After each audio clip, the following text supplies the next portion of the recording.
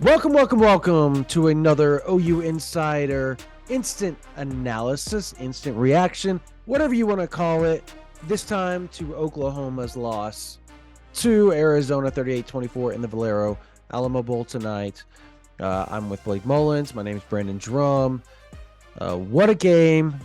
Lots to talk about because that game was all over the place. Man, Blake. It was a weird one. It Yeah. was it was a weird one. You talk about a game of momentum. I mean, Oklahoma starts down 0-13. It looks like, oh my goodness, they're going to get ran out of the building. 24-13 rally back.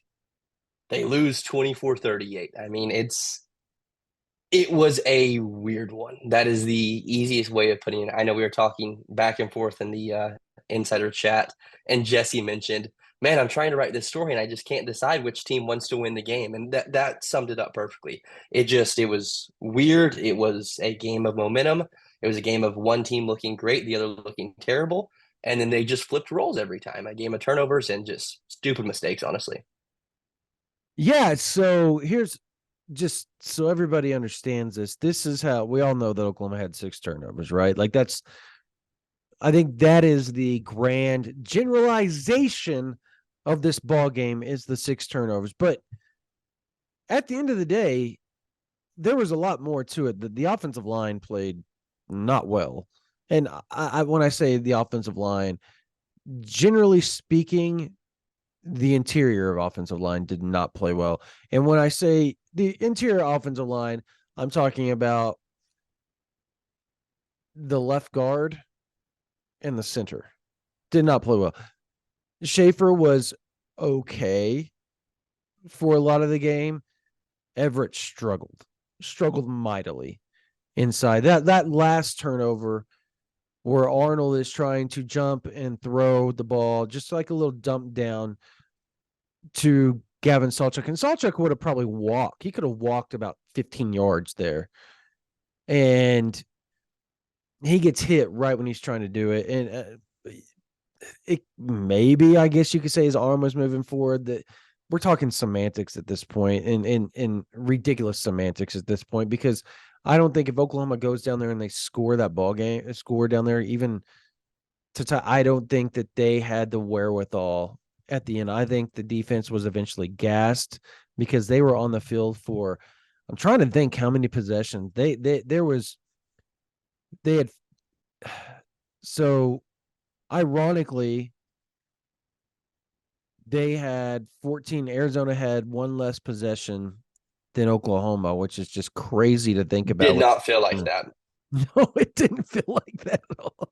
And then I got to go look at the time of possession here, because I imagine it is quite as normal with Time Oklahoma. of possession is Yeah, 31-25, Arizona it's to only 3 minutes. 28-35. Yeah, yeah. The crazy part is, and this is the wild part.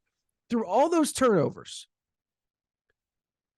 if if you were to look at this ball game and you had no idea what happened, you're going to look at it and go, okay, well, they just played better than Oklahoma. But Arizona didn't. They were handed the ball game. They were handed the ball game with let's start there, because Jackson Arnold is a true freshman. There's going to be a lot of people that are going to hate on him for 9 months. Oh, he's a 5-star. He's supposed to come in there and do this and that and this and that. Okay, guess what? This dude did this exact same thing as a freshman in high school in the state title game, filling in for Eli Stowers for Denton Geyer.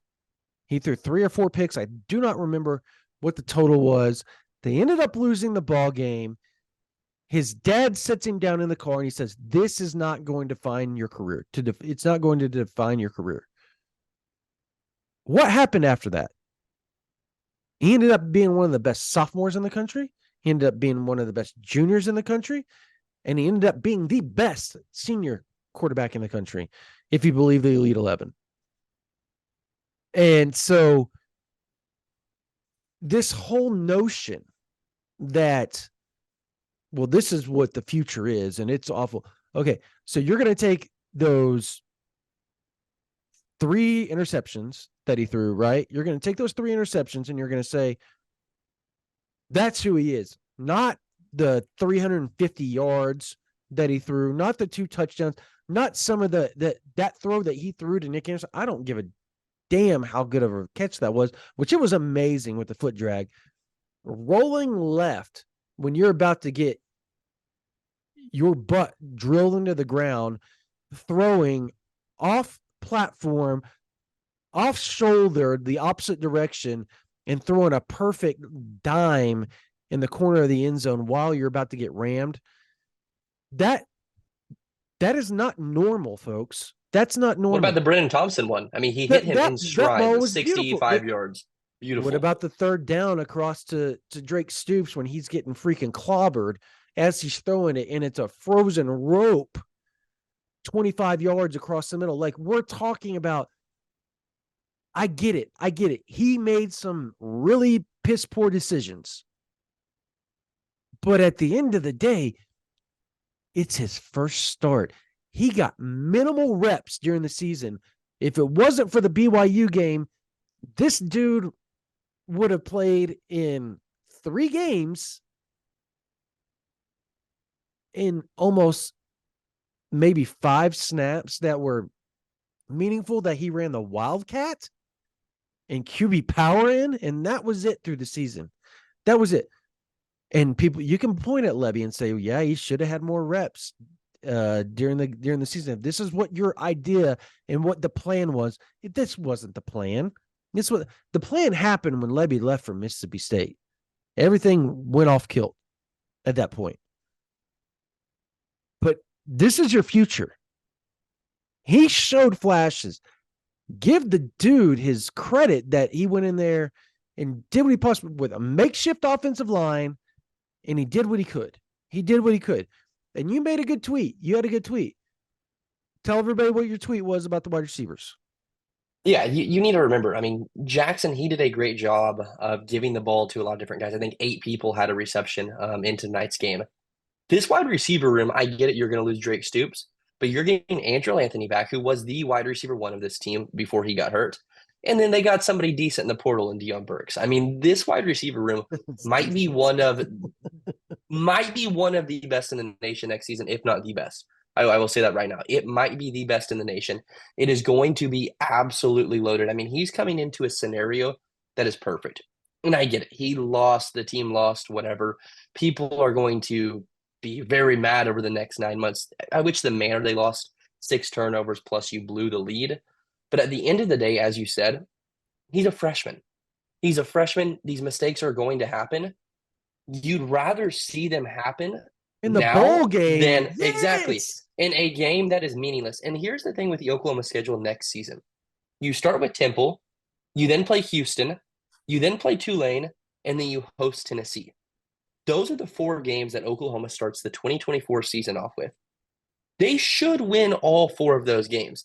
It should be a start that really grooms Jackson into that SEC play where they go to Jordan-Hare, and then they have the bye week, obviously. Then they have the Red River and so on. The schedule gets incredibly harder.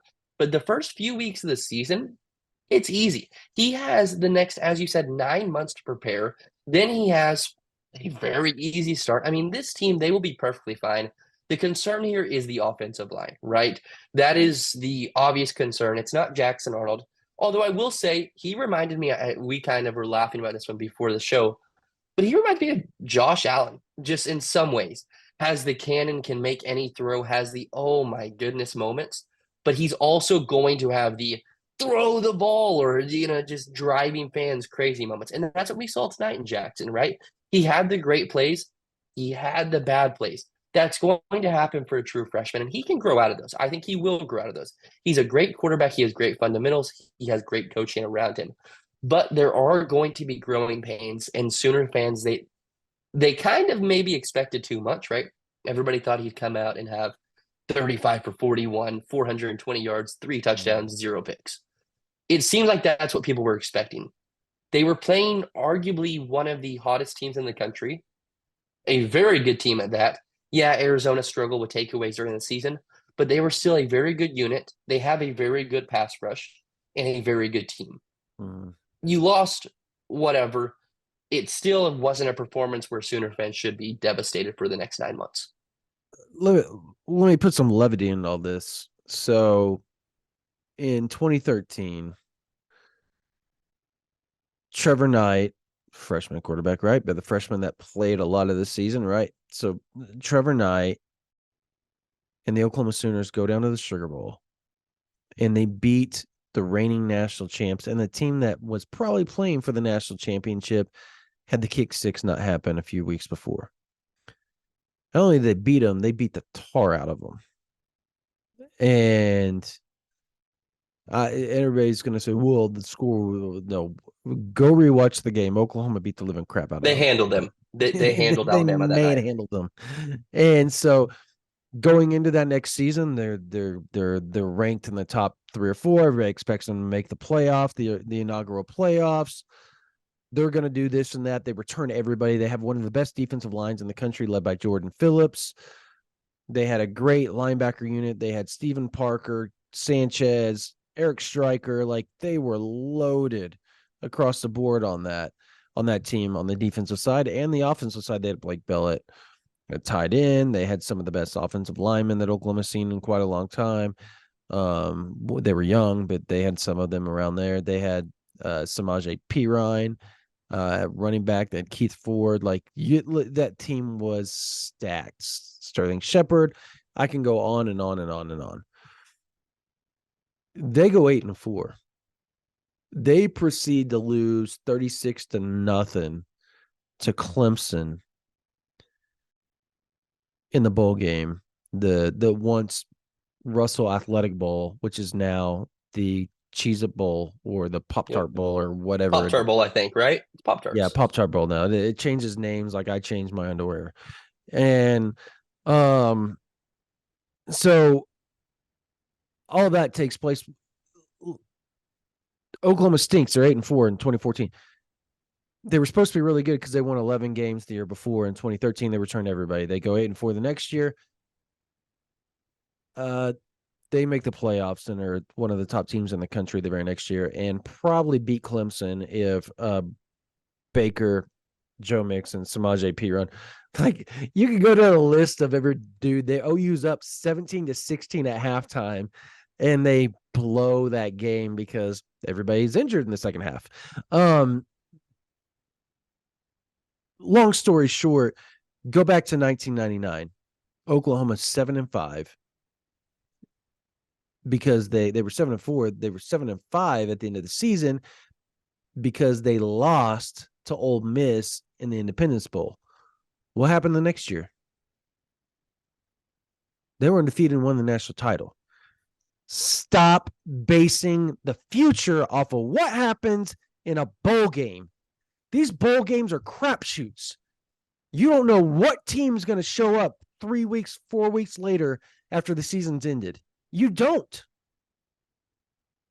They've got dudes, Oklahoma dudes sitting out that should have been. If they're out there, a lot of that changes.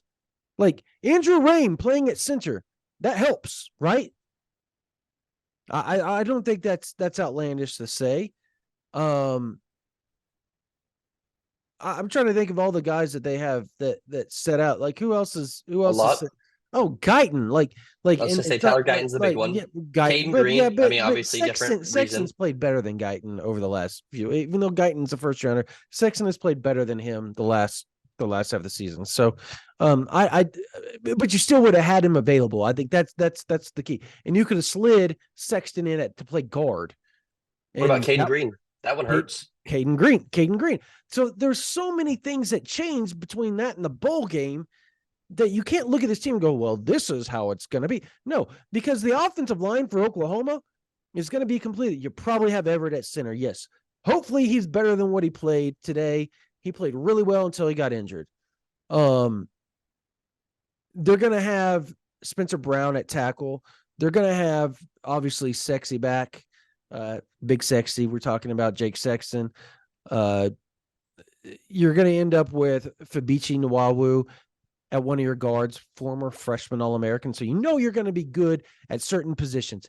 If they can just figure out a few pieces here or there, I think the offensive line is okay. They were just it was just a mixed bag of everything today, and they were just trying to make it work for this game. Yeah, It sucked. I'm right It there with sucked. you. I think the other thing you need to think about in this game, Oklahoma's moving the ball at will. What happened to make the offense go completely? It got out of sync once this happened. What happened? What? Gavin Sawchuk. I know Gavin you're going to say Gavin Sawchuk freaked his Sawchuk. Yep. ham knee. How many times did they use him after that? Twice. Minimal. Twice, yeah. And did he look like the Gavin Sawchuk in the first half? He did not. The dude was pulling up every time he would gain 15, 20 yards. He was pulling up, begging dudes to come tackle me because his hammy was hurting. Those are 30, 40-yard runs in the first half. And that's an unfortunate thing. Everybody said, well, where are the other players? Barnes' knee's banged up. Tolly Walker is slow. Why didn't they run the ball? There's your reason why they did not run the ball. So that you're leaning on a true freshman quarterback to just win the ball game for you. In his first start versus the number 14 team in the country that fielded one of the top defenses all year. Yeah. Not a good combination, but he still played well enough that they should have won the ball game. There were other turnovers that took place outside of what his did that cost Oklahoma. And Joe Ferg's been a really good player for Oklahoma over the years. He's had fumble issues this year, and they were magnified today. 2 inside the 10-yard line. That's 14 points off the board. Oklahoma. That's the game. I mean, that's really the game right there. It's either tied up right now, 38, and they're still playing, or it's a different ball game. You're talking about clock time off the clock, which changes the ball, changes how Arizona's going to call the game. So many things. Go ahead. We were talking about it. I mean, that second fumble by Farouk, the one that resulted in a 87-yard fumble for 6, whatever, right before the end of the third quarter, that's the difference between the game going at worst case scenario for the Sooners. Worst case, you are up probably 27-13 with around 13 minutes left, maybe 12 minutes left, instead of being up 24-21 going into the fourth quarter. Yep. Talk about a swing. I mean, you talked about a swing. Right there. Yep. Exactly. That is a 14-point swing. That is you going into the fourth quarter up a comfortable 11 points with ball with 15 minutes left versus, as I said, you have lost all momentum and you are up 3. I mean, Farouk has had a good season, but those things, being one of the vets on the team, stuff like that can't happen. I mean, Drake Stoops, he had a drop. Was it the first drive of the game? Would have moved the 6, had a bad drop. Like, there were just so many miscues tonight from the Sooners offense. It was unimaginable. And on Gavin Sawchuk, I mean, he's done it back-to-back years now. Bowl game, don't really know. Has a great game. 15 for 134. I believe it was 8.9 yards per carry that had the touchdown. Like, he is slowly becoming a very, very, very good running back. He just needs to stay healthy. The one thing I want to talk about, though, is the defense. Yeah. We talked about it. Brent Venables, I did not know what to think. He wasn't lying. He came out numerous times this season and said they just keep pass protecting versus us. They keep extra protection. That's why we can't get pressure. The stats don't indicate how good our pass rush is. He said things like that numerous times. I didn't know. I mean, you watch the games and you really don't know. Okay, it's the truth is the ends are bad. What is it? He wasn't lying. They didn't pass protect tonight. And we saw those defensive ends. We saw the blitzes off the edge, Kendall Dolby. We saw them get after Noah Fifita numerous times. I understand he's a redshirt freshman. I've watched almost every single Arizona game this season. Noah Fifita, he was in shambles tonight. I have not seen him look like that since the Washington game, which was his very first start in week 5, I believe. He did not know what to do. The Oklahoma defense, they were absolutely getting after him. And if they just had somebody in the secondary who could have assisted in stopping Tet McMillan or Jacob Cowing, my Lord, it would have been a different game. That was where 352 of his yards went. 352 yards went to 2 players. If you watched Arizona just once this season, you knew it was his teammate from the 8th grade in Tet McMillan. or Jacob Cowing, who has, I believe, 12 touchdowns on the season. It's going to be one of those two who he goes to on the crucial downs. Didn't matter. He just Yeah. kept finding him. I believe other receivers had under 40 yards for Arizona tonight. It was those two, 352 yards between two guys. That's unacceptable when you have 3 weeks to prepare. Not saying the defense didn't have a great game. I think they played very good. Obviously, the first quarter, bad start, but they played a lot of bend, don't break ball. You don't hate that. You don't hate that. It's fine football, right? You'll give up threes rather than sevens any day of the week. But at the end of the day, man, they were giving up chunk plays. And that's the type of thing that has to Yeah. concern Sooner fans going into the SEC because that secondary, they got torched a lot of times by those two players. And yes, they are one of the best wide receiver duos in the nation. You can't ignore that. They are very, very good. But that's not ideal. 352 between two players. That's going to be talked about for 9 months. Yeah, I'm starting to hear that Woody Washington, and we've talked about this on previous podcasts over the last few weeks, and we talked about it on OU Insider, and particularly in our chat. If you've been on there, if you're a member, you've seen it. I answered the question. A lot of buzz that he's probably returning right now. Like that's a strong potential. No final decisions, so we'll see how that ends up. We've all seen how that, whatever. So you got to let him announce before you come out and report like that's happening one way or the other. But I've heard he's leaning on coming back. I think that helps the secondary. He didn't play unbelievably well today, but he played okay. They picked on Gentry Williams' side, but not so much Gentry. They picked on Gentry a little bit in the first half, but it wasn't like He got cooked at times. He got no, absolutely cooked at he times, though. slipped on that one play. Yes. But that route was just an unbelievable route. He slipped. Then he made a few plays, like was in great position, played really well, but he's playing banged up. Like he's having surgery on his shoulder literally right after they get back.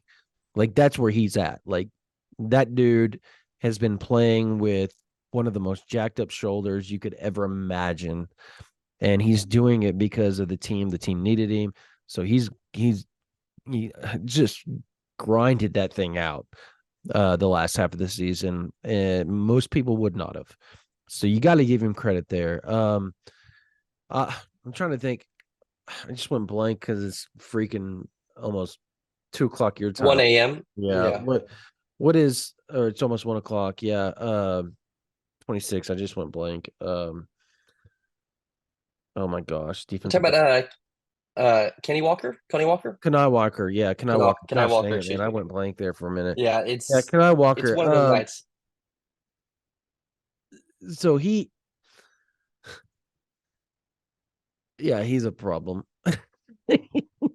Yeah. Yeah. If you're an Oklahoma fan, what you hope to happen if Woody Washington returns, I think he's probably going to slide in and play a lot of that Cheeto with Dolby. It's going to be those two, and you're going to slide McCullough into one of the other linebacker spots and let him play, or just make him a very reliable pass rush guy because that's what he's really good at, anyways. Play him in the box, particularly is what I'm saying. You're really hoping Jacoby Johnson, Makari Vickers, Josiah Walker really blossom into the players that, and obviously you got Des Malone coming in from San Diego State, who's had a magnificent career there for the Aztecs. So you've got players that can come in and play opposite of Gentry, right? Like I think that's what you're looking for. A healthy Gentry Williams, we saw through the first 7-8 weeks, is just dynamic. He's good. He's one of the best corners in the country when he's healthy. It was proven on the field. The dude was up for the Jim Thorpe Award for the first half of the season. So I got to make that known. Like, just if he can get healthy, you're good to go there. The problem is, will he stay healthy? I really hope he does. He's a great kid. He's one of my favorite people I've ever covered, ever. So I really hope that he does. Secondary, look, Reggie Pearson's a liability in coverage. He's a great tackler, but the dude has problems in coverage. He does. He has horrible problems in coverage. You saw that on the last passing touchdown. He goes and chases the Billy Bowman's guy, or Billy Bowman, one of the two. I can't remember. he didn't call him off, I guess is the thing. Like, I Yes. got him, one of the two. And so they're both, chasing down on a post route. Here comes oh my gosh, what's his name? Give me a second. Here comes Cowing on a crossing route, right?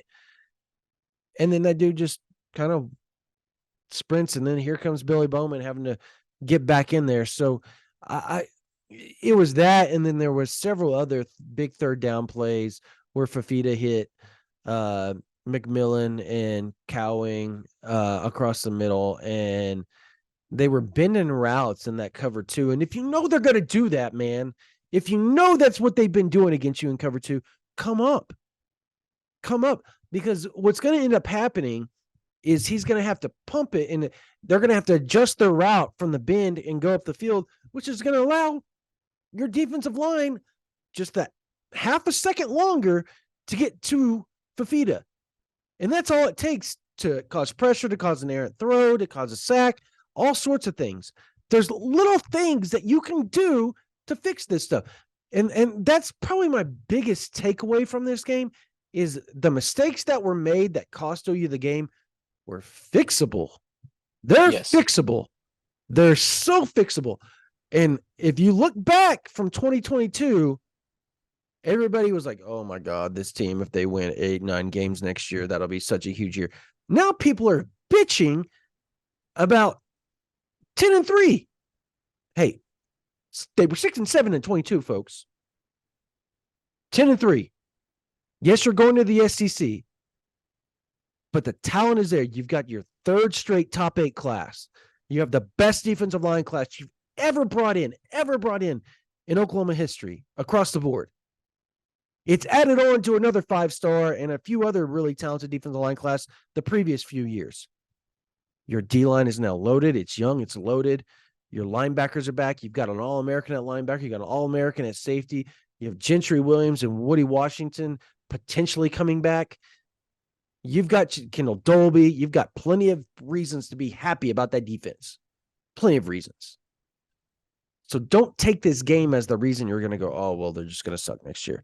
That's my biggest takeaway. It was a crappy game. They did not play well in a variety of ways. There's no excuse for that.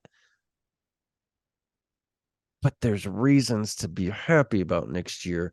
Take those positives and let's see if they can add on to them in the offseason. Let's see what they look like through spring, and then you go from there. Yeah, That's and my point. I'm right there with you. Somebody texted me tonight and said, "Do you think they win at least 6-7 games next season?" Oh, What? Like, I get it. There were moments tonight where you're thinking, "This is bad," but at the end of the day, this team had so much youth to it, quite frankly, all year long. As you just talked about, next season we know how the defense will look. We did not know that coming into this season. We really didn't. The defense next season will be the strength of this team, in my opinion. It'll be very good. And then you flip over to the offense. I already talked about it. You will have one of the best wide receiver rooms in the nation. The wide receivers are going to be elite. Your running backs will be very good. Offensive line, figure it out. Quarterback will be fine. Tight end will be better. This team is going to only improve, and they just won 10 games this season. I get it. Game 13, some of these issues shouldn't happen. But at the end of the day, like we talked about, Brandon, it's a bowl game. It's a bowl game. Sadly, we are at the era of college football. This is a completely different conversation, but bowl games don't matter anymore. Unless you're, I mean, even New Year's Six doesn't matter. Unless you're in that playoff game, it really doesn't matter. It's just time to see what you have. And that is what Brent Venables and company did tonight. They saw what they had going into the future. And they know, hey, they know what Jackson Earl can do, what he can't do. He was 26 for 45 tonight. He threw 45 passes. There's a lot to take away from that. You have a lot of film. Seth Luttrell and company, they have a lot to watch. This isn't a negative. This is a positive, if anything. I mean, you never want to be happy when you lose, right? Obviously, nobody in that locker room is happy right now. But at the end of the day, it is a growing experience. And like the Brennan Thompson play, there were a lot of those this season where Dylan Gabriel didn't hit him in stride. Brennan had to come back to the ball. I mean, there were countless times like that. You take highlights like that and say, wow, Jackson has a cannon and he can be precise with it. I mean, the velocity, It's incredible. Some of the throws he made, they are truly incredible. And this team, they will be fine. As we said, it's the offensive line that's the concern. As I also said, the secondary at times wasn't the best. You give up 352 to two players. It's never good. But I mean, at the end of the day, this team, they will be fine next season. They start Mm, with four very easy games to start the year in 2024. This isn't a doomsday scenario. It's yeah. really not. Losing this game, as you said, it doesn't define the entire year. It definitely does not define what you're going to be next season. It doesn't matter. You know Jackson Arnold can play ball. You know there are growing pains. At the end of the day, if you were on that staff, you'd rather see those issues now on December 29th than you would on August 5th, when you're in your one of your last scrimmages before season, right? It's better to see those issues now. Sooner fans still, I promise, it will be okay. They will win, I think, at least 9 games next season. I mean, they will have a very good season. Yeah. No, I'm with you on that. Look, there's a whole other issue of, the first set, Seth Luttrell calling the plays with Joe John for the very first time. Like, there's a lot of different variables, but we're going to get into all that. We're got a post-game podcast we're going to record tomorrow morning because it's so late. But we want to get this instant reaction up for you guys. Make sure you were able to watch things. Plenty of coverage on OU Insider VIP right now, like tons of coverage coming you guys' way. So make sure you're on OU Insider VIP. Make sure you're subscribed to this YouTube channel. Make sure you're subscribed to whatever podcasting platform you like to listen to us on as well. So for Blake Mullins, my name is Brandon Drum. That's the instant reaction. That's the end of Oklahoma's 2023 season with the loss 38-24 to Arizona. Oklahoma's 10-3. They win 4 more games than they did in 2022. They're heading to the SEC. Lots of positives, but the game just had a lot of negatives in it too that we're going to touch on quite a bit of that again tomorrow when we record the post-game podcast. So for Blake Mullins, my name is Brandon Drum. That's going to do it for us. You guys have a blessed day.